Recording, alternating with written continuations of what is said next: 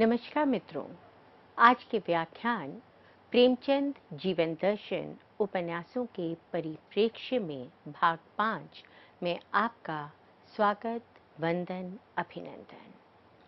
हिंदी कथा साहित्य के मर्मज्ञ मुंशी प्रेमचंद हिंदी और उर्दू दोनों भाषाओं के सर्वकालिक लेखक हैं। इनकी रचनाओं में सामान्य जन जीवन की व्यथाओं को, उनकी समस्याओं को उद्घाटित हुए देखा जा सकता है। उपन्यास लेखन के क्षेत्र में इनके बहुमूल्य योगदान के कारण बांग्ला उपन्यासकार शरद चंद्र चट्टोपाध्याय ने इन्हें उपन्यास सम्राट अभिधान से सुशोभित किया। इनके सशक्त लेखन ने मानव जीवन में व्याप्त कुरीतियों को अपने पाठकों के समक्ष उपस्थित कर उनका समाधान ढूंढने का प्रयास किया। प्रेमचंद नारी का त्याग, प्रेम, सेवा, करुणा, ममत्व से होना जरूरी मानते थे। उनके अनुसार यही नारी का भारतीय स्वरूप है। पश्चिमी सभ्यता के अंधानुकरण करने वाली, अपने संस्कारों से च्युत नारी के वे प्रबल विरोधी थे। गोदान उपन्यास में उन्होंने अपने इस मंतव्य को स्पष्ट करते हुए लिखा है, पश्चिम की स्त्री आज घर की स्वामिनी नहीं रहना चाहती। भोग की विदग्ध लालसा ने उसे स्वार्थी बना दिया है। वह अपनी लज्जा और गरिमा को, जो उसकी सबसे बड़ी विभूति थी, चंचलता और आमोद प्रमोद पर होम कर रही है। उनकी लालसाओं ने उन्हें इतना पराभूत कर दिया है कि वे अपनी लज्जा की भी रक्षा नहीं कर सकते। नारी की इससे अधिक और क्या अधोगति हो सकती है। स्पष्ट है कि प्रेमचंद ने नारी के उस आदर्श स्वरूप को अपनी रचनाओं में रेखांकित किया है जिसमें प्रेम, त्याग, परिवार के लिए सहिष्णुता की भावना हो। प्रेमचंद के मतानुसार समाज की दोहरी नीति के परिणाम स्वरूप नारी का निरंतर शोषण होता रहा है। शिक्षित और आर्थिक स्वावलंबिता होने पर ही नारी सम्मानपूर्वक समाज में रह सकती है, क्योंकि ऐसा होने पर वो अपने कर्तव्यों के साथ साथ अपने अधिकारों के प्रति भी जागरूक होगी। पर यहाँ ये बात भी स्पष्ट करना जरूरी हो जाता है कि उसे अपने कर्तव्यों को भूलना नहीं चाहिए। प्रतिज्ञा उपन्यास की सुमित्रा हो, कर्मभूमि उपन्यास की सुगदा, इन सभी पात्रों के माध्यम से प्रेमचंद ने नारी को अपने अधिकारों के प्रति सजग एवं पुरुष के अत्याचारों के प्रति विद्रोह करते दिखाया है। केवल विरोध ही नहीं, नारी पुरुष के साथ कंधे से कंधा मिलाकर चलती भी है। प्रेमचंद ने अपने नारी पात्रों को सत्याग्रह आंदोलन, पिकेटिंग इत्यादि में भाग लेते दिखाया है और इस प्रकार से उन्होंने स्पष्ट किया है कि जो नारी घर की चार दीवारी के अंदर अपने कर्तव्य का पालन करती है, वो नारी बाहर निकलकर भी पुरुष सदृश आंदोलनों में भी बढ़ चढ़कर भाग ले सकती है। उनकी कहानियों में ही नहीं, उनके उपन्यासों में भी हम इस प्रकार के चरित्र देख सकते हैं। स्वयं शिवरानी देवी भी स्वतंत्रता आंदोलन के अंतर्गत जेल गई थीं। सन 1906 में प्रेमचंद ने अपने मामा विजय बहादुर के साथ अपनी पहली पत्नी जिनके साथ उनकी बहुत अधिक दाम्पत्य जीवन सुखद नहीं रहा, उन्हें हमेशा के लिए उनके पिता के घर भेज दिया था। किंतु अपने कर्तव्यों को समझते हुए पत्नी के जीवित रहने तक वे उन्हें खर्चा भेजते रहे थे।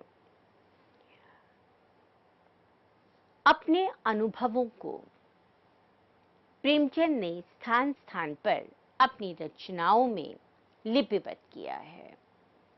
पहली पत्नी के साथ अपने दाम्पत्य जीवन के कटु अनुभवों के कारण उन्होंने अपनी रचनाओं में अनमेल विवाह का विरोध किया।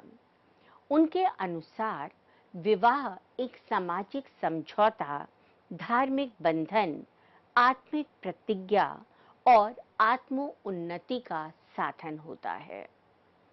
अपने इन्हीं विचारों को व्यक्त करते हुए उन्होंने 1904 में प्रेमा उपन्यास में विधवा विवाह को स्वीकृति दी थी, जो उस समय के समाज में एक बहुत साहस का काम था। ये वो समाज था जहां पर बाल विवाह हो रहे थे और उस कारण बच्चों को ये पता ही नहीं होता था कि विवाह किसे कहते हैं। उनके लिए विवाह का अर्थ था अच्छा खाना पीना, जेवर, घूमना फिरना इत्यादि।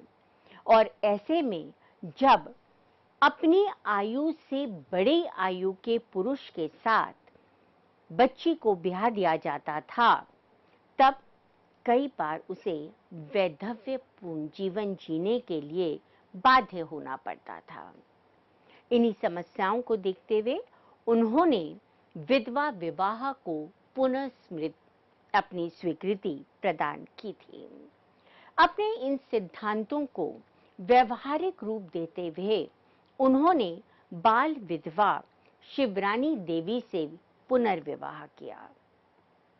शिवरानी देवी ने प्रेमचंद को पारिवारिक, सामाजिक, राजनीतिक हर क्षेत्र में सहयोग दिया और इस प्रकार से ये भी स्पष्ट हुआ कि पति पत्नी अगर तालमेल के साथ जीवन यापन करते हैं तो उनका जीवन निश्चित रूप से सुखद हो जाता है।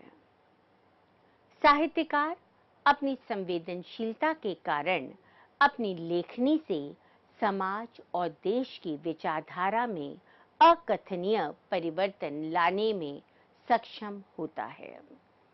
साहित्य और जीवन एक दूसरे पर आश्रित हैं।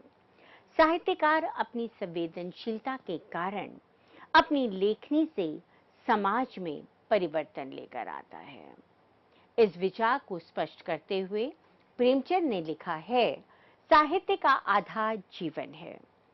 इसी नींव पर साहित्य की दीवार खड़ी होती है।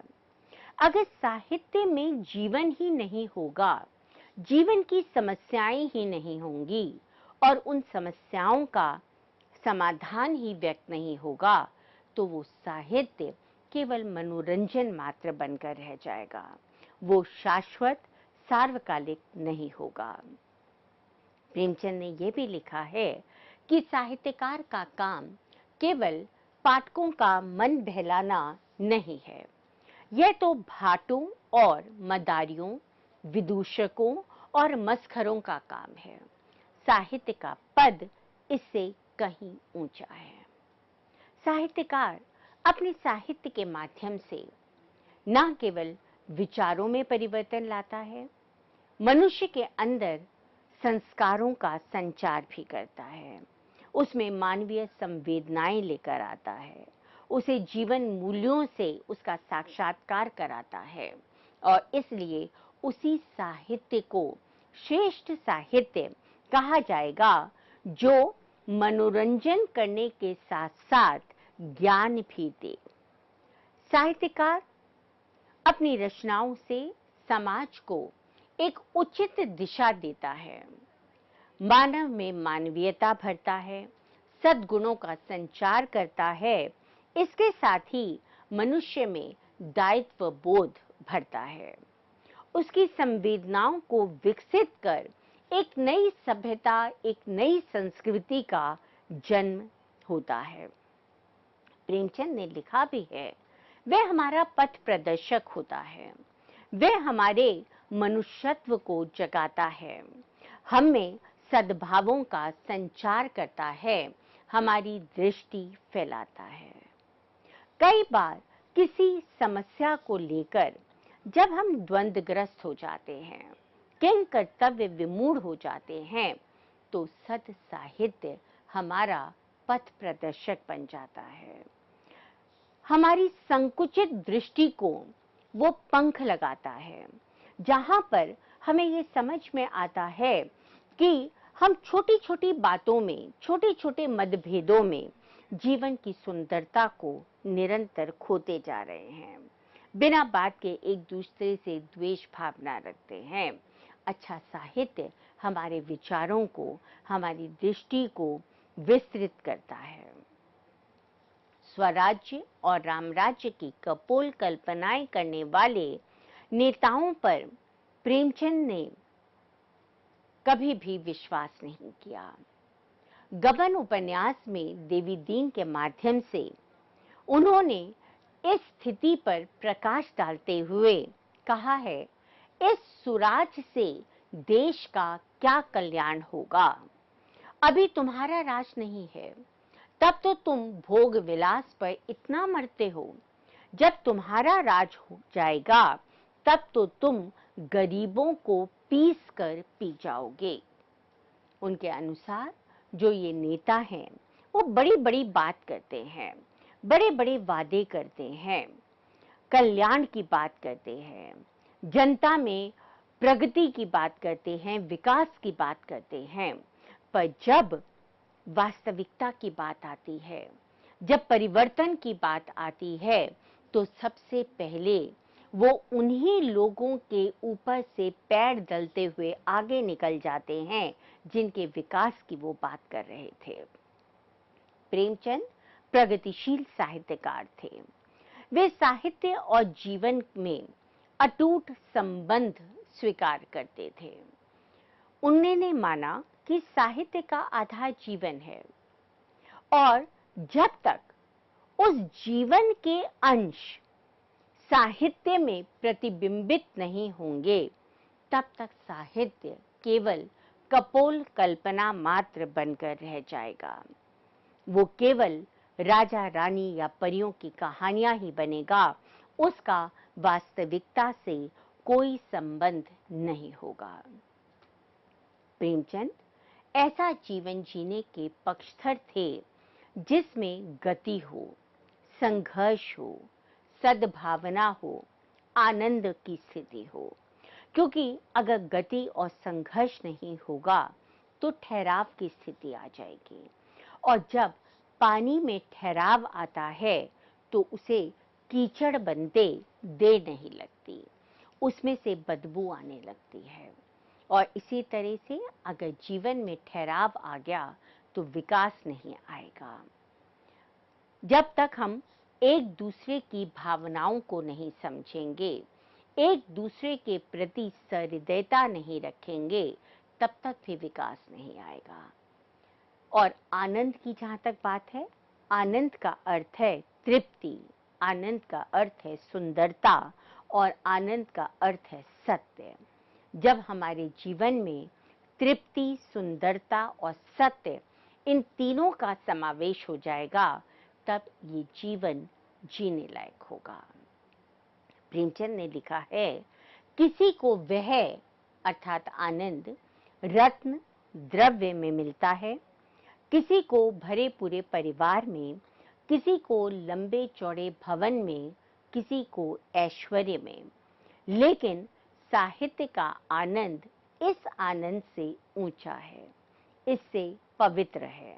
वो आगे लिखते हैं, उसका आनंद सुंदर और सत्य है। वास्तव में सच्चा आनंद सुंदर और सत्य से मिलता है। उसी आनंद को दर्शना, वही आनंद उत्पन्न करना साहित्य का उद्देश्य है। अच्छा साहित्य पढ़कर हमें आनंद की अनुभूति होती है। हमें उस सत्य से परिचित कराता है ये साहित्य जो वास्तविकता से जुड़ा हुआ है। उस वास्तविकता को देखकर हमारे अंदर करणीय और जिस काम को हमें नहीं करना चाहिए इसकी विवेकशीलता आती है, हमारे अंदर ठहराव आता है। जीवन में जो कुछ भी सुंदर है, जो भी यथार्थ है, जो भी सत्य है, वही साहित्य है। प्रेमचंद ने यथार्थ के धरातल पर आदर्श के कल्पना लोक को निर्मित किया और इस कल्पना लोक को उन्होंने आदर्शों उन्मुख यथार्थवाद की संज्ञा दी। उन्होंने सर्वत्र अपने साहित्य में मनुष्यता की बात की है। रंगभूमि उपन्यास में सूरदास द्वारा गाया गया गीत मानो प्रेमचंद के जीवन दर्शन का प्रतीक है। सूरदास कहता है, भई क्यों रण से मुख मोड़े, वीरों का काम है लड़ना, कुछ काम जगत में करना, क्यों निज मर्यादा छोड़े, भई क्यों रण से मुख मोड़े। ये जीवन एक रण के समान है, युद्ध के समान है। हम सब जन्म लेकर विभिन्न प्रकार की परिस्थितियों में अपना जीवन यापन करते हुए संघर्ष पूर्वक विभिन्न कठिनाइयों का सामना करते हुए अपने लक्ष्य को प्राप्त करते हैं।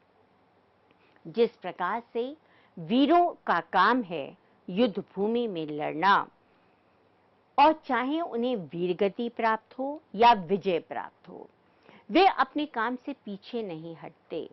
उसी तरह से मनुष्य को कठिनाइयों में, संघर्षों में, पीड़ा में हताश नहीं होना, घबराना नहीं है, पराजय स्वीकार नहीं करनी है। निरंतर उस कठिन परिस्थिति से जूझना है, आगे बढ़ना है। ये उसकी मर्यादा का प्रश्न है कि उसे मनुष्य है तो उसमें मनुष्यता है, साहस है और उसका उसे परिचय देना होगा।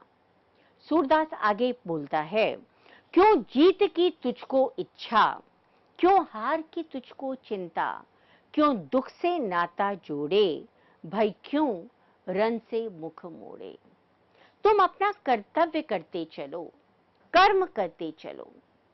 गीता में कृष्ण ने भी यही कहा है कि कर्म करो, फल की चिंता मत करो। क्योंकि यदि तुम्हारा कर्म सद्भावना पूर्ण होगा, कर्म अच्छी नियत से किया गया होगा, कर्म करते हुए तुमने अपनी तरफ से थोड़ी सी भी कसर नहीं छोड़ी होगी, तो निश्चित रूप से तुम्हें विजय मिलेगी। और अगर किसी कारण से तुम हार भी जाते हो तो चिंता क्यों, अभी बहुत रास्ता है, अभी बहुत समय है। तुम उस हार को एक सीख के रूप में स्वीकार करके और अधिक मेहनत करो।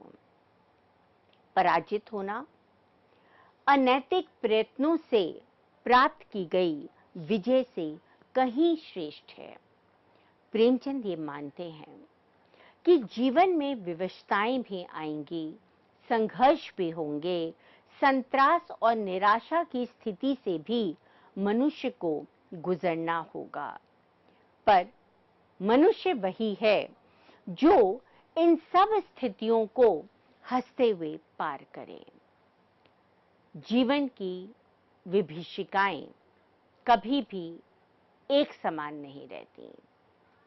जैसे सुख के बादल हमेशा हमारे ऊपर छाए नहीं रहते, हमेशा सुख की वर्षा नहीं होती, उसी तरह से विपत्ति भी अपना समय बिताकर चली जाएगी। अगर हम विपत्ति में धैर्य से काम लेना छोड़ देंगे तो इसका मतलब ये है कि हमने जीवन से हार मान ली। प्रेमचंद के अनुसार सुख और दुख हास और रुदन, दिन और रात, ये सभी जीवन रूपी पथ के रथ के एक पहिए हैं और ये रथ तभी सामान्य गति से आगे बढ़ेगा जब हम एक के साथ दूसरे की सत्ता को, दूसरे के अस्तित्व को सहर्ष स्वीकार करेंगे। दुख, रुदन के अस्तित्व को अस्वीकार करना प्रेमचंद की दृष्टि में वस्तुतः वास्तविकता पर यवनिका डालना है। प्रेमचंद के पात्र अपने जीवन में सामान्य मनुष्य की भांति सुख और दुख दोनों का अनुभव करते हैं। प्रेमचंद ने कहीं पर भी अपने पात्रों को असामान्य नहीं दिखाया।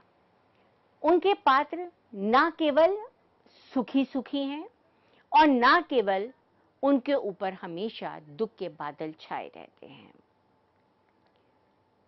इस तरह से हम देखते हैं कि प्रेमचंद ने अपने साहित्य के माध्यम से इस बात को लिपिबद्ध किया है कि जीवन में मनुष्य को किन मूल्यों को अपना आधार बनाकर अपने जीवन को जीना चाहिए। उनके अनुसार नारी को शिक्षित होना चाहिए, क्योंकि अगर नारी शिक्षित होगी तब नारी ना केवल अपना जीवन सुधार सकती है, अपने परिवार में रहने वाले प्रत्येक व्यक्ति को शिक्षित कर सकती है, उसका उनकी समस्याओं का समाधान निकाल सकती है। इसी प्रकार से उन्होंने इस बात को बताया कि मनुष्य वो है जो मनुष्यता की बात करे, स्वार्थ की बात ना करे, जो संवेदनाओं से युक्त हो, जिसके अंदर दूसरे व्यक्ति की पीड़ा को देखकर थोड़े बहुत दुख के बादल आए, जो दूसरे को दुखी देखकर उसके दुख को साझा करने के लिए बिन बुलाए उसके पास चला जाए, वो मनुष्य है। उन्होंने धर्म की भी बात की अपने साहित्य में कि धर्म वही है जो हमारे अंदर सेवा, प्रेम, मनुष्यता, संवेदना, भाईचारे की बात को जगाता है। ऐसा धर्म जो मनुष्य और मनुष्य के बीच में विभाजक रेखा खींचता है, जो हिंदू और मुस्लिम का भेदभाव करता है, ऐसा धर्म प्रेमचंद को कभी भी स्वीकार्य नहीं था। उनका मानना था कि आप किसी भी धर्म को देख लीजिए, किसी भी धर्म के आधार ग्रंथों को देख लीजिए, सब में प्रेम की बात है, सब में सेवा की बात है, सब में सहिष्णुता की बात है, सब में क्षमा की बात है। तो फिर एक धर्म दूसरे धर्म से अलग कैसे हो सकता है? प्रेमचंद ने अपने उपन्यासों के माध्यम से इस बात को भी बताया है कि ईश्वर का मतलब केवल घंटी हाथ में लेकर, माला तिलक लगाकर मंदिरों में या मस्जिदों में जाकर खुदा या ईश्वर की वंदना करना ही ईश्वर भक्ति नहीं है। यदि मनुष्य इसे ईश्वर भक्ति मानता है तो उसे दोबारा से सोचने की, समझने की जरूरत है, क्योंकि प्रेमचंद के अनुसार नर को उसी ईश्वर ने बनाया है। तो जो व्यक्ति नर में ही नारायण की सत्ता को स्वीकार करके, नर में ही नारायण को ढूंढकर मनुष्य मात्र के सुख दुख में साझा अनुभव करता है, वही सच्चा ईश्वर भक्त है। इसके बाद उन्होंने मृत्यु को सत्य माना है और उन्होंने ये बोला कि मृत्यु अगर हमारे प्रियजन की होती है तो हमें दुख होना लाजमी है, किंतु हमें इस बात को भी समझना होगा कि जब तक हमें जीवन दिया गया है, हमारे पास ये जीवन है, उस जीवन को हमें कैसे व्यतीत करना है, किस तरह के कर्म करने हैं, असत्य का साथ नहीं देना है, ये भी मनुष्य के विवेक पर ही निर्भर करता है। और मृत्यु केवल चोला बदलना है। दोबारा से व्यक्ति सशक्त होकर, पुनः चेतना से युक्त होकर, यौवन से युक्त होकर जन्म लेता है।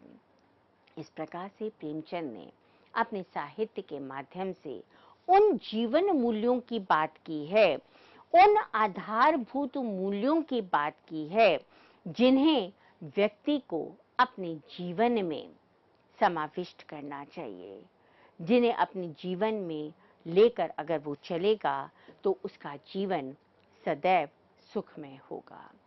अपने अगले वक्तव्य में हम